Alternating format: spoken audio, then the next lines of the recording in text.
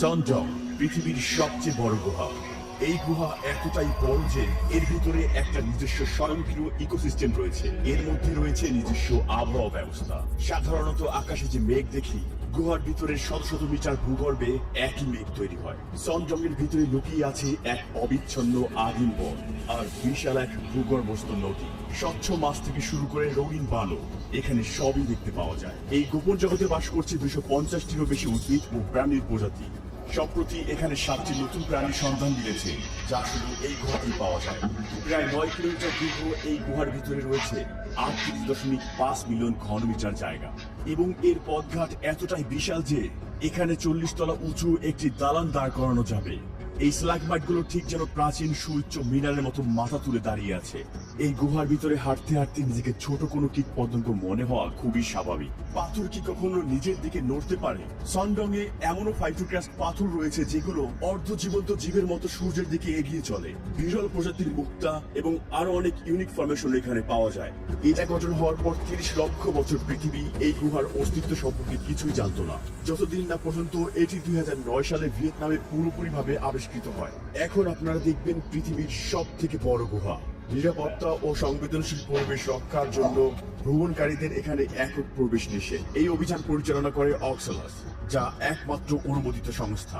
সনডং এ পৌঁছাতে আমরা 9 ঘন্টা ধরে জঙ্গলের মধ্য দিয়ে হাঁটছি এবং এখন আমাদেরকে পৃথিবীর 3য় বৃহত্তম গুহা এন গুহার মধ্য দিয়ে যেতে হবে, যা পৃথিবীর বৃহত্তম গুহার প্রবেশদ্বার হিসেবে কাজ করে। যে কোনো সম্ভাবনার জন্য পুরোপুরিভাবে প্রস্তুত থাকা জরুরি। তাই এই যাত্রা শুরু করার আগে আমরা সানডং এবং তার আশপাশের এলাকা সম্পর্কে গভীরভাবে অনলাইনে গবেষণা করেছি, যাতে আমরা প্রয়োজনীয় সবকিছু জানতে পারি। এখন আমরা গুহার ভেতরে সমুদ্র তটের দিকে যাচ্ছি। শতাব্দীর পর শতাব্দী ধরে পার্শ্ববর্তী নদী থেকে বহমান পানি ধীরে ধীরে এই স্থানটি খোদাই করেছে। ছাদের উচ্চতা 145 মিটার এবং প্রস্থ 200 মিটার। এখানে বন্যার সময় খালি অংশে অধিকাংশই পানির নিচে তলিয়ে যায়। আপনি ওখানের বাস্কিটি দেখে এটা বুঝতে পারবেন। এখানের পানির স্তর এতটাই বাড়ে যে ওই উঁচু স্তর পর্যন্ত জিনিসপত্র ভাসিয়ে নেয়। আমাদের সামনে থাকা এই মনোমুগ্ধকর হ্রদে গোসল না করে থাকাটা সত্যি অসম্ভব ছিল। সন্ধান আমার সাথে সাথে গুহার ভিতরে পাখিদের ডাক প্রতিধ্বনিত হচ্ছে। এই গুহার নামকরণ করা হয়েছে ভিতরে থাকা সুইট পাখিদের নামে। তাদের পা দুর্বল এবং ছোট হওয়ায় তারা মাটি থেকে উঠতে পারে না। উড়ার জন্য তাদের উঁচু জায়গা থেকে লাফ দিতে হয়, আর মাটিতে পড়ে গেলে পাখিটির মৃত্যু অবধারিত। এই পাখিটির ভাগ্য খারাপ ছিল, তাই মৃত্যুবরণ করলো। সূর্যোদয়ের সঙ্গে সঙ্গে আমরা সানডংয়ে যাওয়ার জন্য প্রস্তুত। যদি আমরা এই গুহাটিকে একটি পাড়ার সাথে তুলনা করি, তাহলে সানডং তুলনামূলকভাবে একটি বিশাল শহর। এখন আমরা অন্ধকারে এগিয়ে যাব। আমি ভেবে বিস্মিত হচ্ছি সানডং এ আমাদের জন্য কি অপেক্ষা করছে। আমরা হেঁটে আগাচ্ছি আর মাটিতে থাকা পোকামাকড় লাফালাফি করছে। এখানের মাটি শত শত বছরের বাদুড়ের বৃষ্টায় ঢেকে আছে। মাথার উপরে অসংখ্য বাদুড় গভীর ঘুমে ঝুলে আছে, কিন্তু তারা বারবার আমাদের উপর বিষ্ঠা ফেলছে। তাই উপরের দিকে তাকানো মোটে উচিত হবে না।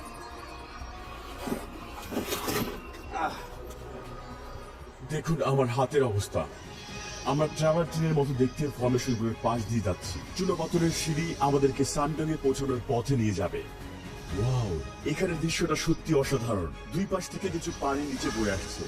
এনকেপ আমাদেরকে গভীর জঙ্গলে স্বাগত জানিয়েছিল, আর এখন সানডং এর সঙ্গে সাক্ষাৎ করার পালা। দেখতে পাচ্ছেন এটা ধীরে ধীরে আমার দিকে এগিয়ে আসছে, আর এটা জানে কোথায় আটকে থাকতে হবে। ও, এটা অনেক বড়। যে মাটিতে আমরা হাঁটছি তার নিচে 450 মিলিয়ন বছরের পুরনো চুনাপাথরের ফরমেশন রয়েছে, যা মানুষের অস্তিত্বের বহু আগে, এমনকি ডাইনোসরের অনেক আগে গঠিত হতে শুরু হয়েছিল। এই ক্যালসিয়াম সমৃদ্ধ চুনাপাথর প্রাচীন সাগরের প্রাণীগুলোর শ্বাস এবং কঙ্কাল নিয়ে গঠিত, যা সমুদ্রের তলায় ডুবে গিয়ে মিলিয়ন বছর ধরে ধীরে ধীরে চাপা পড়ে। তবে যেহেতু ক্যালসিয়াম খুব সহজে অ্যাসিডে দ্রবীভূত হয়, অ্যাসিড বৃষ্টির কারণে চুনাপাথর ধীরে ধীরে ক্ষয় হয় এবং সময়ের সাথে সাথে গুহায় তৈরি হয়। বৃষ্টির পানিতে চুনাপাথর দ্রবীভূত হয়ে পৃথিবীর বৃহত্তম গুহাটি এভাবেই তৈরি হয়েছে। সর্বশেষ একটি চ্যালেঞ্জিং ক্লাইম্ব ডাউন আমাদেরকে সানডং এর বিশাল প্রবেশদ্বারে নিয়ে আসে। আমরা যতই ক্রমাগত গভীরে যাচ্ছি, ততই সবাই তাদের হেডলাইট অন করছে। এই পথটি আমাদের হোপ অ্যান্ড ভিশন প্যাসেজে নিয়ে যাবে। এই 9 কিলোমিটার দীর্ঘ গুহায় অনেক কিছুই এক্সপ্লোর করার আছে। আমরা হয়তো নতুন কোনো প্রাণীর অস্তিত্ব আবিষ্কার করে রেকর্ড করতে পারি। এটাই সানডং গুহার প্রবেশদ্বার। দেখতে পাচ্ছেন ওই মানুষগুলোকে কতটা ক্ষুদ্র দেখাচ্ছে। সামান্য কয়েক পা এগিয়ে যেতেই আমরা চারদিকে আশ্চর্যজনক গুহার ফরমেশন দেখতে পাচ্ছি। খনিজে সমৃদ্ধ পানি ছাদ বা দেয়াল বেয়ে নিচে নেমে আসে এবং সময়ের সাথে সাথে এই সুন্দর রিমিস্টন পুলগুলো গঠন করে। এই ঝিঝিপোকা আমরা পাথরের মধ্য দিয়ে এগিয়ে যাচ্ছি। কিছু স্ট্যালাগমাইট তাদের গঠিত খনিজের কারণে স্বচ্ছ সাদা রঙের ঝকঝক করছে। এটা ডায়মন্ডের মতো দেখাচ্ছে। হ্যাঁ, তাই মনে হচ্ছে। এটা ব্রোঞ্জ রঙের একটি বিশাল স্ট্যালাকটাইট, যা জমে যাওয়া জলপ্রপাতের মতো দেখতে। কমলা বাদামি আবার উপস্থিতি চুনা পাথরের মধ্যে লোহা বা অন্যান্য খনিজ মিশে থাকার নির্দেশনা করছে। কিছু স্ট্যালাকটাইট ছাদ থেকে বিচ্ছিন্ন হয়ে পড়েছে এবং ভেঙে মাটিতে পড়েছে। মাঝেরটি একটি ফল্ট লাইন। পৃথিবীর টেকটনিক গতিবিধির কারণে এটি গঠিত হয়েছে। শুধুমাত্র পানি ক্ষয়ের মাধ্যমেই সানডংয়ের এই বিশাল আকার তৈরি হয়নি, বরং টেকটনিক প্লেটগুলোর গতিবিধির কারণে তৈরি ফাটলগুলো পানি প্রবাহ করে আরো গভীরে যাওয়ার পথ তৈরি করে দিয়েছে। গুহার এই অংশে একটি বিশাল নদী রয়েছে। এখানে পড়ে গেলে সাঁতার কাটতে পারবেন না। এখানে পানির স্রোত খুব বেশি। এখানকার অনেক নদী ভারী বৃষ্টি থেকে পানি পায়, তেমন একটি বড় এবং দ্রুত স্রোতের নদী এটি। এটা এখানে কিভাবে জন্ম নিল? আমরা তো গুহার বেশ গভীরে আছি, আর এখানে তো কোনো সূর্যের আলোও নেই। ভারী বন্যা মাটি এবং গাছের ডাল গুহার ভেতরে ভাসিয়ে নিয়ে আসতে পারে, তাই আমরা এখানে একটি অঙ্কুরিত বীজ দেখতে পাচ্ছি। দুঃখের বিষয়, সূর্যের আলো ছাড়া এটা বেশি দিন বাঁচতে পারবে না। বন্যা তার সাথে করে বীজ নিয়ে এসেছে। অন্ধকার এবং আর্দ্রতা পাওয়ায় মাশরুমগুলো এখানে জন্মেছে। ঠিক গতকালই জল এখানে পর্যন্ত উঠে এসেছিল, সঙ্গে করে অনেক কাদা বয়ে এনেছে। এখানে খুব সাম্প্রতিক বন্যা হয়েছে এবং তার ছাপও রয়েছে, এবং বন্যার চিহ্ন এখানে খুবই স্পষ্ট। আমরা এখন হোপ অ্যান্ড ভিশন প্যাসেজে পৌঁছেছি। এটা গুহার সবচেয়ে বড় অংশ। আমরা পৃথিবীর সবচেয়ে বড় স্ট্যালাগমাইটের পাশে দাঁড়িয়ে আছি। এর উচ্চতা 80 মিটার। ছাদ থেকে পানি ঝরে এই খনিজগুলোর মাটিতে জমা হতে গড়ে 8 লক্ষ বছর সময় লেগেছে, এবং ধীরে ধীরে এই বিশাল স্তম্ভকার স্ট্যালাগমাইট তৈরি হয়েছে। এটি এত বড় হয়েছে কারণ এটি গুহার এমন একটি অংশে বেড়ে উঠেছে যেখানে ছাদটি প্রায় 170 মিটার উঁচু এবং 130 মিটারের বেশি চওড়া। তাই গুহার এই অংশটি একটি 40 তলা আকাশচুম্বী ভবন ফিট করার মতো বড়। এমনকি একটি ডাবল ডেকার বিমানও এর মধ্য দিয়ে উঠতে পারে। সামনে অনেক দূরে প্রথম ডোলারের দিক থেকে আলো আসতে দেখা যাচ্ছে। ওটাই আমাদের গন্তব্য। মাটির উপর সাদা মেঘের মতো দাগ দেখতে পাচ্ছি। এটা কি? মাকড়সার জাল। যখন কোনো প্রকার আটকে পড়ার কম্পন অনুভূত হয়, মাকড়সাটি তখন বেরিয়ে আসে। শিকারিতে কামড়ে ফ্যানলে নিয়ে তারপরে খায়। এগুলো হলো বালুর টাওয়ার। যখন উপর থেকে পানি পড়ে, পাথরের নিচের অংশগুলো সুরক্ষিত থাকে আর আশপাশের অংশগুলো ক্ষয় হয়, এবং পরিশেষে এগুলো দেখতে টাওয়ারের মতো তৈরি হয়। এটা দেখতে অনেকটা ছোট্ট একটি শহরের মতো। ভালো করে তাকালে দেখতে পাবেন ওই পাথরের চূড়ায় একটি ছেলে দাঁড়িয়ে আছে। দূরে আমাদের টিমের সদস্য এখন 60 মিটার দীর্ঘ একটি স্ট্যালাগমাইটের উপর দাঁড়িয়ে আছে।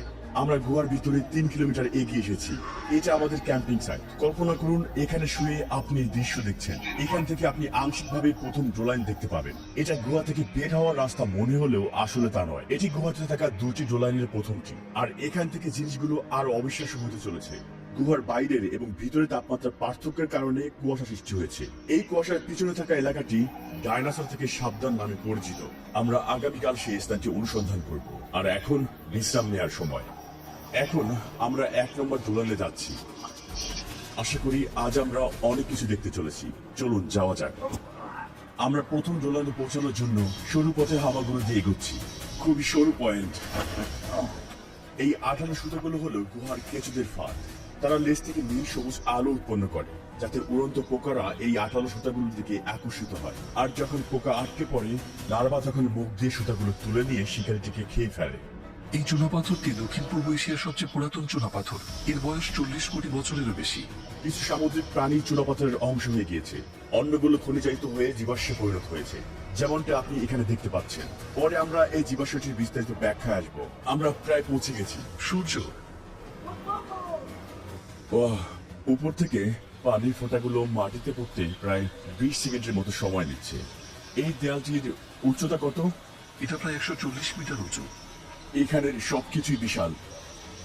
উপরে তাকালে গুহার প্রবেশ মুখে ঘিরে থাকা রেইন ফরেস্টের গাছগুলো দেখতে পাবেন। কিন্তু এই মুহূর্তে আমরা এখনো মাটির কয়েক মিটার নিচে আছি এবং গুহার ভিতরেই আছি। হাজার হাজার বছর ধরে সনডগের ভিতর দিয়ে প্রবাহিত নদী চুনাপাথরকে ক্ষয় করে ছাদের শক্তি দুর্বল করে ফেলে, যার ফলে এই গর্তটি সৃষ্টি হয়েছে। কিন্তু ছাদটি আর টিকে থাকতে পারেনি, ভেঙে পড়ে, আর এভাবেই এই বিশাল গর্তটি সৃষ্টি হয়েছে। আলো এই শৈবাল এবং মশগুলোকে প্রাণ দিয়েছে। দুপুরে আমরা 2 নম্বর ডোলাইনে যাব। সেটা অনেক আলাদা। আপনারা সেখানে আসল বন্য প্রকৃতি দেখতে পাবেন। কিন্তু তার আগে চলুন এখানে থাকা শেষ 2টি অবিশ্বাস্য ফরমেশনের প্রথমটি দেখে নিই। এটি একটি স্ট্যালাগমাইট। কিন্তু এটি ভিন্ন ধরনের। এটির অনন্য স্থায়িত আকারটি ঝর্ণার কারণে সৃষ্টি হয়েছে। এগুলো ফাইটোক্যাস্ট ফর্মেশন। এগুলো বিরল চুনাপাথরের ফর্মেশন, যা ক্যালসিয়াম কার্বনেটের সাথে শৈবাল, মশ এবং অণুজীবের বৃদ্ধির ফলে তৈরি। যেহেতু জৈবিক এবং ভৌতিক উভয় প্রক্রিয়ায় এগুলো গঠন করে, তাই এগুলোকে মনে হয় আংশিক জীবিত এবং আংশিকভাবে মৃত।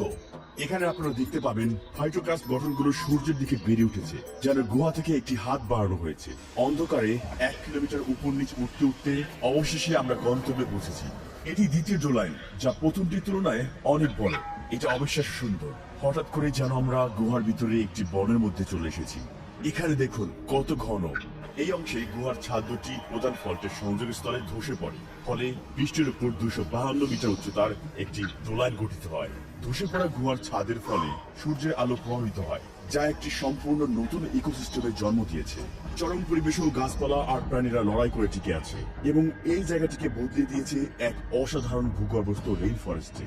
আমরা যতই আলোর দিকে এগিয়ে যাচ্ছি, ক্রমাগত ততই বেশি উচ্চতার গাছ দেখতে পাচ্ছি। এখানকার মাটি এটিকে রেইন ফরেস্টে পরিণত করার জন্য আদর্শ উপাদান দ্বারা গঠিত। এটি মিলিয়ন মিলিয়ন বছর ধরে জমেছে এবং অত্যন্ত উর্বর। এখানকার মাটি গভীর এবং ছোট ছোট গর্তে ভর্তি। প্রতিটি গর্তে একটি করে পোকা রয়েছে। পোকাগুলো এসব গর্তে শিকার ধরার জন্য ফাঁদ তৈরি করেছে। এই জঙ্গলটি বিশাল। জীববিজ্ঞানীরা এই অঞ্চলে 200-টির অধিক গাছের প্রজাতি এবং প্রায় 60-টিরও অধিক প্রাণী খুঁজে পেয়েছেন। গাছে কিছু বানর রয়েছে। এটি হয়তো একমাত্র গুহা যেখানে বানর বাস করে। সাধারণত প্রাইমেটগুলো তাদের আবাসস্থল হিসেবে গাছকে পছন্দ করে এবং গুহার পরিবেশ তাদের জন্য উপযুক্ত নয়। তবে এই অসাধারণ গুহাটি কিছু প্রজাতির জন্য নতুন বাসস্থান হিসেবে পরিণত হয়েছে। আমরা একটা সেন্টিপিড দেখতে পেলাম। এছাড়া এই বনে সাপও বাস করে। সত্যি এই বনের শব্দগুলো প্রশান্তিদায়ক। এমনকি যারা 2009 সালে এখানে প্রথম এসেছিলেন, তারা ভেবেছিলেন তারা হয়তো গুহার বাইরে পৌঁছে গেছেন। মনে রাখবেন, আমরা এখনো গুহার মধ্যে আছি। এটি নিজস্ব রেইন ফরেস্ট রয়েছে। উপর থেকে আসা সূর্যালোকের দিকে পৌঁছানোর জন্য সব গাছগুলো সরু কিন্তু লম্বা হয়ে ওঠে। এই কারণে গাছগুলো সাধারণত সরু হয়ে থাকে, কিন্তু তাদের প্রস্থের তুলনায় খুবই লম্বা। কিছু গাছ 40 থেকে 50 মিটার পর্যন্ত উচ্চতায় পৌঁছায়, কারণ গাছগুলো তাদের উচ্চতা বাড়িয়ে সর্বোচ্চ সূর্যালোক শোষণের চেষ্টা করে। এটি একটি শামুকের অবশিষ্টাংশ। বানর এই শামুকগুলো ধরার পর পাথরের সাহায্যে ভাঙে, তারপরে খেয়ে ফেলে। গুহার ভিতরে যেতে যেতে আমরা দেখতে পাই রেড শাইক বানরের রেখে যাওয়া নানা চিহ্ন। দেখুন এখানে কতগুলো শামুক। এই শামুকগুলোর বেশিরভাগই ভাঙা, যা সম্ভবত বানর খেয়েছে। আমরা গুহার এতটাই ভিতরে আছি যে প্রায় ভুলে গিয়েছি আমরা গুহার ভিতরে আছি। এখানেই আজ রাতে আমরা ক্যাম্প করব। গুহায় আজ আমাদের চতুর্থ এবং শেষ দিন, আর আজ আমরা একটি কাদাযুক্ত পথ অতিক্রম করে ভিয়েতনামের সেই গ্রেট ওয়ালে পৌঁছাবো। এখানে স্ট্যালাগমাইটগুলো বেশ আকর্ষণীয় দেখাচ্ছে, মনে হচ্ছে কোনো ভাস্কর্যের কাজ। এই স্তম্ভটির চারপাশে একটি পূর্ণ জলাশয় রয়েছে, আর সেখানে মাছেরা সাঁতার কাটে। এই মাছগুলোর কোনো চোখ নেই, কারণ তারা সম্পূর্ণ অন্ধকারে বাঁচতে অভ্যস্ত হয়েছে এবং সময়ের সাথে সাথে ইন্দ্রিয়গুলো আরো শক্তিশালী হয়েছে। দেখুন, এটা আমার হাতের ছায়া বা গতি দেখেও কোনো প্রতিক্রিয়া দেখাচ্ছে না। এটা কিছুই দেখতে পায় না। মাছের মতো এই পোকাগুলো সম্পূর্ণ অন্ধ। এটা আমাকে দেখতে পাচ্ছে না। এই দুর্লভ ফরমেশন গুলোকে বলা হয় গুহার মুক্তা। সাধারণত এগুলোর ব্যাস 1 সেন্টিমিটার হয়, কিন্তু এখানে যেহেতু এগুলো অনেক পুরাতন, তাই কিছু মুক্তা টেনিস বলের মতো বড় আকারে। সত্যিকারের মুক্তের মতো এগুলো ক্ষুদ্র কণার মতো নিউক্লিয়াসের চারপাশে গঠিত হয়। যেমন বালি কণা, এবং সময়ের সঙ্গে সঙ্গে খনিজের স্তর ধীরে ধীরে গঠিত হয় এবং সম্পূর্ণরূপে গঠিত হতে কয়েকশো বছর সময় লাগে। গুহার আরো গভীরে যেতে যেতে আমাদের কিছু অপ্রত্যাশিত জিনিস নজরে পড়ে। এগুলো হরিণের হাড়, অনুমান করা হয় যা প্রায় 500 বছরের পুরনো। সর্বশেষ চ্যালেঞ্জ আমাদের সামনে অপেক্ষা করছে। 80 মিটার উঁচু একটি কার্স্ট দেয়াল, যার নাম গ্রেট ওয়াল অফ ভিয়েতনাম। আর সেখানে পৌঁছানোর জন্য আমাদের 600 মিটার দীর্ঘ প্যাসচেন্ডেল প্যাসেজও পার হতে হবে। প্যাসেজটি সম্পূর্ণ পানিতে পূর্ণ এবং মনোমুগ্ধকর জেড গ্রিন লেকে পরিণত হয়েছে। এটা এতটাই উঁচু যে আলো উপরের চূড়া পর্যন্ত পৌঁছায় না। এই দেয়ালটা পার হওয়া মাত্রই 500 মিটার দূর থেকে বের হওয়ার আলো দেখা যাচ্ছে। আমরা পৃথিবীর সবচেয়ে বড় গুহা সন্ডামের এক প্রান্ত থেকে অন্য প্রান্ত আবিষ্কার করেছি, কিন্তু চতুর্থ দিন অনুসন্ধানের পরেও সন্ডাকে দেখা আসা জীবাশ্মটি কোন প্রাচীন প্রাণীর ছিল সেটির রহস্য অজানা। আমরা এখন অপেরা ব্রাউজার ওপেন করেছি এবং দ্রুত গুহার ওয়েবসাইটটিতে গিয়ে সংশ্লিষ্ট নিবন্ধনটি পড়েছি এবং সেখানে একই জীবাশ্মের একটি ছবি এবং বর্ণনা পাই। এরপর আমি কিবোর্ড থেকে কমান্ড স্ল্যাশ বা কন্ট্রোল স্ল্যাশ চাপে এবং আরিয়া নামের একটি বিল্ডিং এআই টুল ওপেন করি। চলুন জিজ্ঞেস করি এই আর্টিকেলটির মূল পয়েন্টগুলো হাইলাইট করতে। নিবন্ধনে দুটি ভিন্ন প্রবাল জীবাশ্মের কথা বলা হয়েছে, তবে কোন ছবিটি কোন প্রাণীর সঙ্গে সম্পর্কিত তা নির্দিষ্ট করা হয়নি। কিন্তু আরিয়ার ছবি শনাক্ত করার ক্ষমতা রয়েছে। চলুন ছবি আপলোড করে আবার জিজ্ঞেস করি। হ্যাঁ, এই জীবাশ্মটিকে টেট্রাকরোরিয়া হিসেবে চিহ্নিত করা হয়েছে। চলুন এই সামুদ্রিক প্রাণী সম্পর্কিত আরো তথ্য খুঁজি।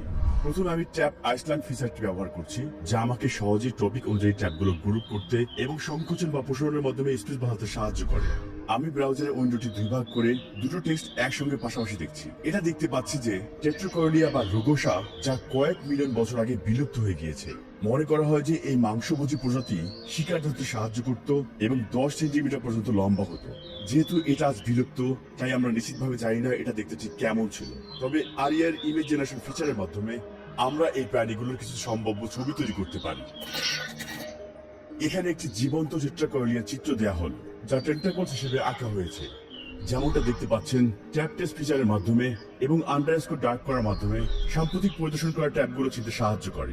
আন্ডারলাইন যত গাঢ়, তত সাম্প্রতিক সময়ে ট্যাবটি পরিদর্শন করা হয়েছে। অপেরা স্মার্ট টুলস ব্যবহার করে আমি বিশ্বাস করি যে আমি চিহ্নিত করতে পেরেছি এই জীবিশ্ব প্রাণীটি সম্পর্কে। ভাসমান মিউজিক প্লেয়ার এবং কাস্টমাইজযোগ্য থিম ব্যবহারের মাধ্যমে অপেরা কর্মপ্রবাহকে আরো উন্নত করেছে। আপনার ব্রাউজিং অভিজ্ঞতাকে অন্য লেভেলে নিয়ে যেতে